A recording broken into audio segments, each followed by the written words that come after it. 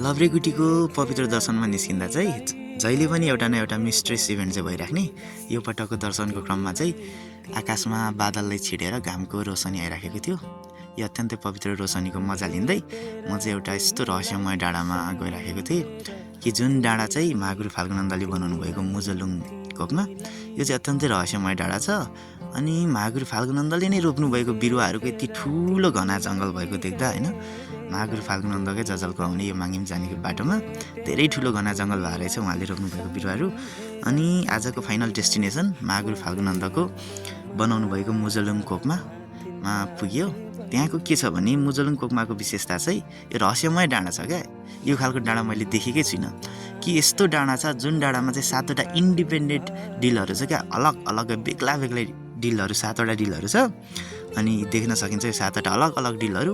यो डिलहरूको विशेषता चाहिँ के छ भने, यो रहस्य चाहिँ के छ भने, जुनै डिलमा पनि हामी दाहिनेदेखि घुमेर गयो भने जहाँदेखि घुमेर गइन्छ त्यहीँको त्यहाँ हिँड्छ, माथिल्लो डिलमा चढ्नै सकिँदैन। तर देब्रेदेखि घुमेर गयो भने चाहिँ थाहै नपाई घुम्दै घुम्दै जाँदा चाहिँ माथि फाइनल स्टेपसम्म पुगिन्छ। अनि मैले चाहिँ देब्रेदेखि घुम्दै गएर यो भिडियो क्याच गरेको।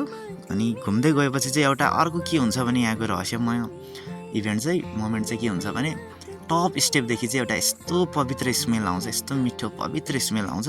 अनि हामी यहाँ घुम्दै गरेको नै बिर्सिहालिन्छ क्या, कहाँ घुम्दैछु जस्तो लाग्ने होइन, स्वर्गमै घुमिराखेको जस्तो। हरेक कुराहरू, हाम्रो टेन्सनहरू, हाम्रो हरेक पीडाहरू सबै भुलिहालिन्छ क्या यो कोकमामा घुम्दा। तर त्यसको लागि चाहिँ आफू पवित्र हुनु पऱ्यो।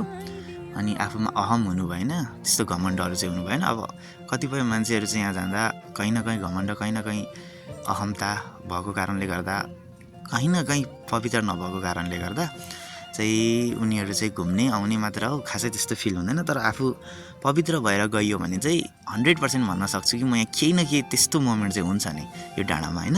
अनि यो अर्कै किसिमको डाँडा छ। महागुरु फाल्गुनन्दले यो चाहिँ 7 जुनीको बारेमा अथवा मुजलुङको बारेमा चाहिँ भन्ने कथ्यको रूपमा मात्र होइन कि साइन्टिफिक एक्सपेरिमेन्ट नै गरेर प्रुभ गरेर नै देखाउनु भएको छ क्या।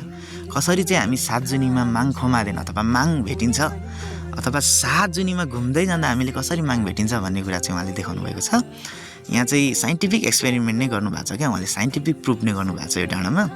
अनि हामी देब्रेदेखि घुम्दै गयो भने लास्ट स्टेजमा माथि पुगिन्छ। यो चाहिँ एकदमै प्र्याक्टिकल्ली जो मान्छेले पनि फिल गर्न सकिने अथवा यहाँको मजा लिन सकिने अथवा यसलाई के भन्ने प्रमाणित गर्न सकिन्छ। तर यो खालको ठाउँ अरू ठाउँमा चाहिँ देखिँदैन। यो मिस्ट्रेस छ, यो महागुरुले बनाउनु भएको डाँडा।